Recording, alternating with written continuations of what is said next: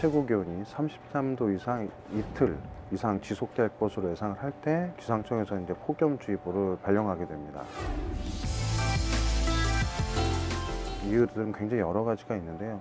그 중에 가장 영향을 크게 주는 것들은 일단 대기 상층부라고 할 수 있는 이 지상으로부터 한 10km 부근 상공에 있는 고온 건조한 공기가 일단 우리나라에 분포를 하고요.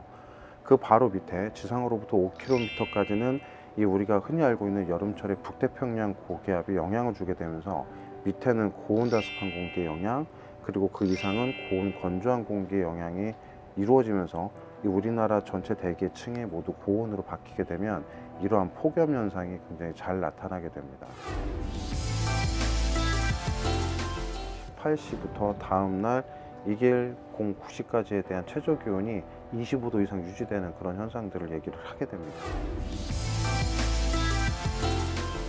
열대야가 유지되기 위한 가장 큰 요건 중에는 물론 기온의 높은 정도도 필요하지만 이 습도가 굉장히 많아야 합니다. 밤 사이에 우리가 흔히 이제 기온이 떨어지게 되는 현상들은 복사 냉각 효과라고 하는데, 이 지표면 부근에 굉장히 많은 양의 수증기가 분포를 하게 되면 이 복사 냉각 효과가 굉장히 저지가 되고요. 그로 인해서 이제 기온이 떨어지지 않는 현상이 발생을 하게 되죠.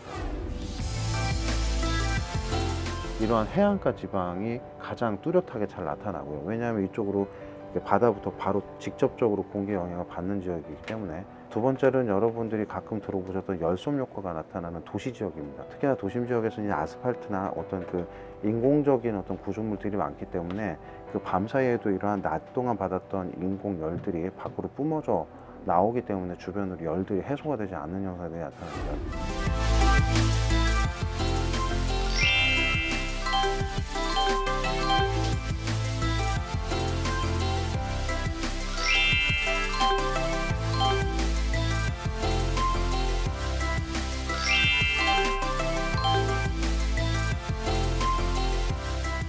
가장 중요한 것은 이 굉장히 한낮에도 가장 기온이 많이 오르는 15시에서 한 17시 사이에는 굉장히 가급적이면 좀 그늘에서 그 휴식을 취하시면서 이런 강한 햇볕이나 굉장히 고온에 좀 몸이 노출되지 않도록 유지해 주시는 것이 굉장히 중요합니다.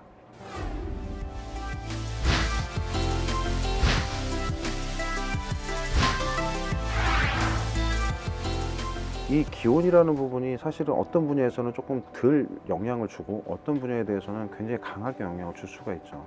그래서 단순한 기온값만 가지고는 이 우리가 생활하고 있는 전반적인 그 여러 분야에 걸쳐서 어떤 특이한 정보들을 제공할 수 없다라는 단점이 있습니다.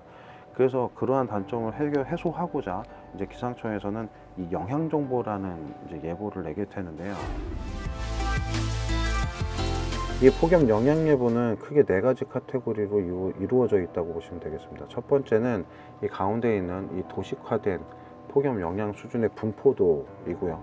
두 번째는 이 현재의 폭염 영향에 대한 전망이 간략하게 이제 텍스트화 되어 있습니다. 그리고 이 우측에는 현재까지의 폭염으로 인한 피해 현황이 이제 있다라고 보시면 되고요.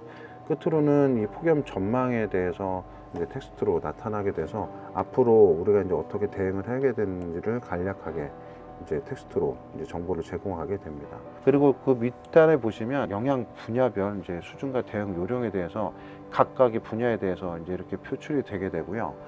여기에 있는 보건, 축산업 등 6가지 카테고리뿐만이 아니라 상황에 따라서 조금 더 위험한 분야가 생기게 되면 그 분야가 여기에 이제 새로 이제 표출이 되게 되면서 그거에 대한 이제 위험한 정보를 여기서 제공을 하게 됩니다. 그래서 이 폭염 영향 정보는 이제 내일을 타겟으로 나가는 그런 정보라고 보시면 되겠고요.